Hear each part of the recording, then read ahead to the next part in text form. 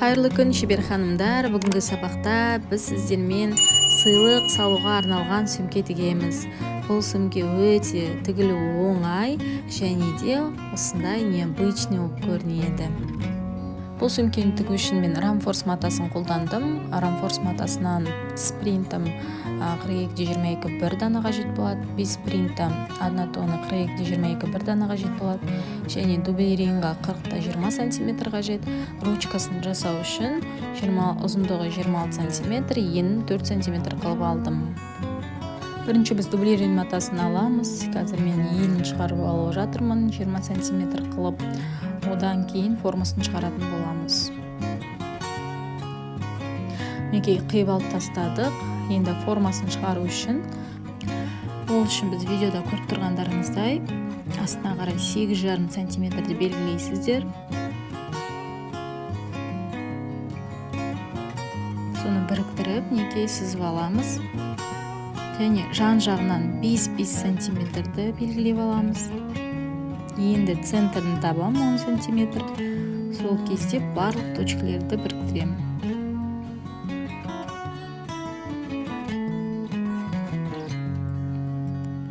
Біріктіріп болғасын қиып аламыз.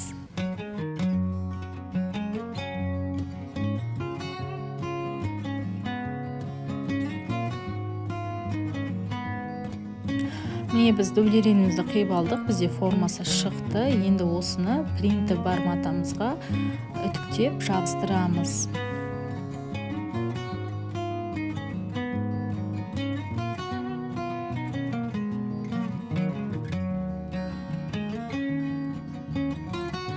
Дублеринді қойған кезде жан жағынан бізде примерно 1 см-ден қалу керек. Дұрыстап осылай қарап жан жағын қойып аламыз. Және осылай ыссы үтікпен пармен үстін басамыз. Бас болғасын енді қайшымызбен қиып аламыз. Жан жағында 1 см қалу керек.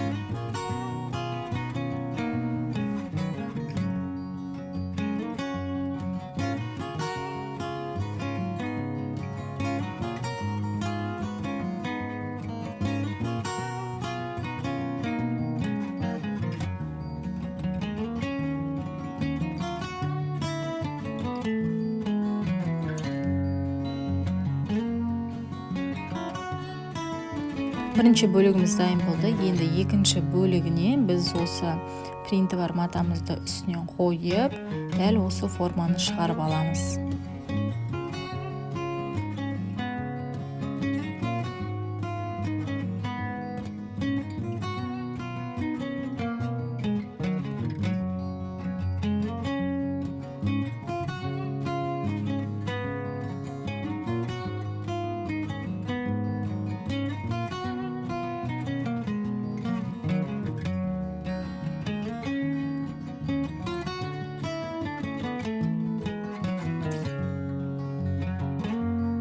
Мінекей сөмкеміздің екі беті де дайын болды. Енді ручкасын сразу үтіктеп алайық.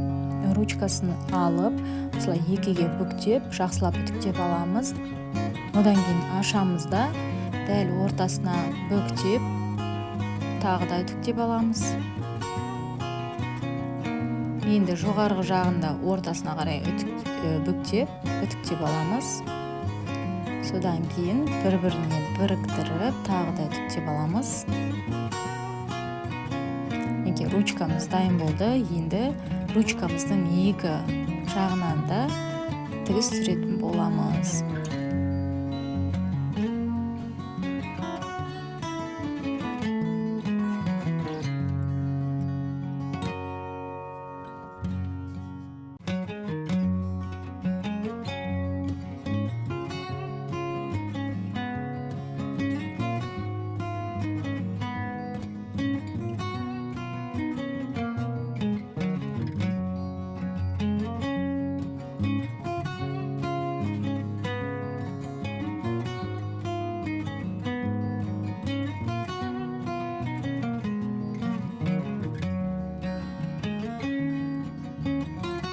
Мінекей ручкамыз дайын болды. Енді 6 см-ді белгілеп, сол белгілеген жерімізден қиып аламыз. Келесі кезекте мен қалай тігілетін жолдарын көрсетіп жатырмын. Сыртқысын дәл осы видеода көрсеткендей ішкісін тегендеп жатқан кезде біз 5 сантиметр белгілейміз. Точкамыздың 5 сантиметр белгілеп, ручкамыздың екі бөлігін тігіп аламыз.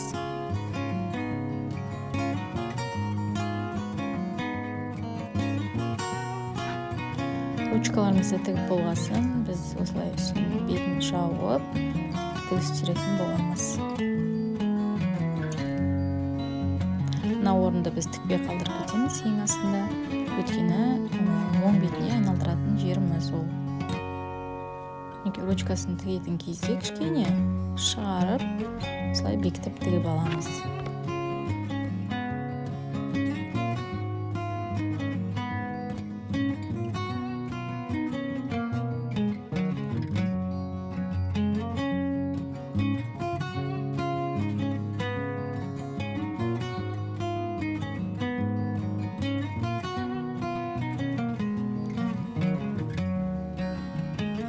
Тігіп алдық. Енді дәл осылай үстінен жабып ручкамыздың жан-жағын тігіп аламыз. Закрепка беріп отырамыз әрқашанда. Енді екінші жағы қалды. Екінші жағына келгенде ең астына дейін тақап тігіп тастамаймыз. Орын қалдырып кетеміз кішкене ашық қылып. Өйткені сүңгімізді оң бетіне айналдыратын боламыз.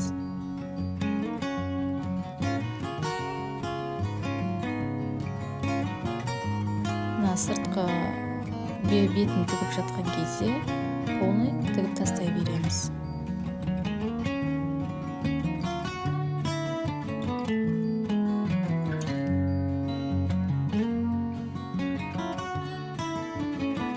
Енді біз астарымызды оң бетіне айналдырып аламыз, барлық угылдарын шығарамыз. Шығарып болғасын, дәл осы сыртқы бөлігіне оң бетімен саламыз. Угылдардың барлығын бір-біріне тақап, осылай сүңгіміздің барлығын бекітіп, алғасын тігіске тігіс қаратып, түйрешпен түйреп алып, жан-жағын солай дұрыстап аламыз. Біз қазір осы үш бұрыш жағын тігетін боламыз, екі бетінде. Сол үшін барлығын бір-біріне беттестіріп алып жатырмыз.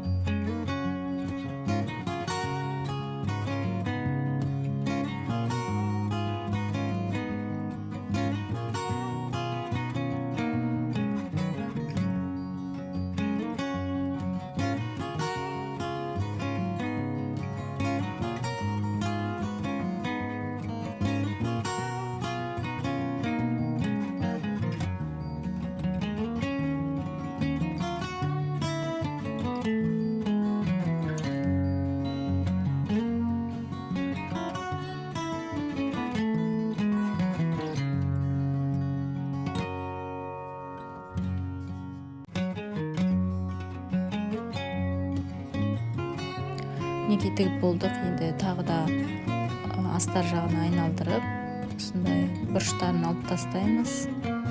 Қиып, екі қапталындағы да бұрышын алып тастаймыз, және мына үш бұрышын тігіске дейін жеткізбей қиямыз.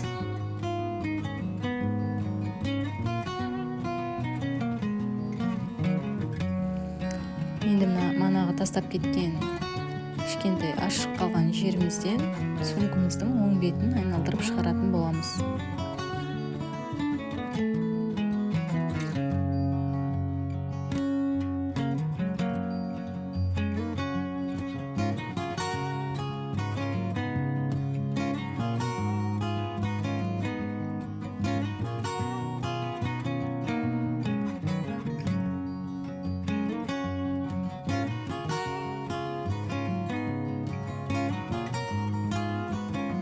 Ашық жерін осылай ішіне салып, дұрыстап, закрепка беріп, тігіспен тігіп тастаймыз. Үш жағына барлығын саламыз, угылдарының барлығын бір-біріне апарып.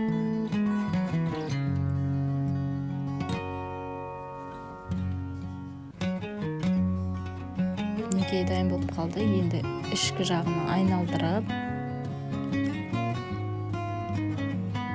сумкамыздың табандығын шығарамыз. Сол үшін осылай видеода көріп тұрғандарыңыздай бұрышын дұрыстап қойып 3,5 сантиметр сызамыз да сол сызған жерімізден тіке тігіспен тігіп тастаймыз. Екі қапталын да дәл солай тігіп аламыз.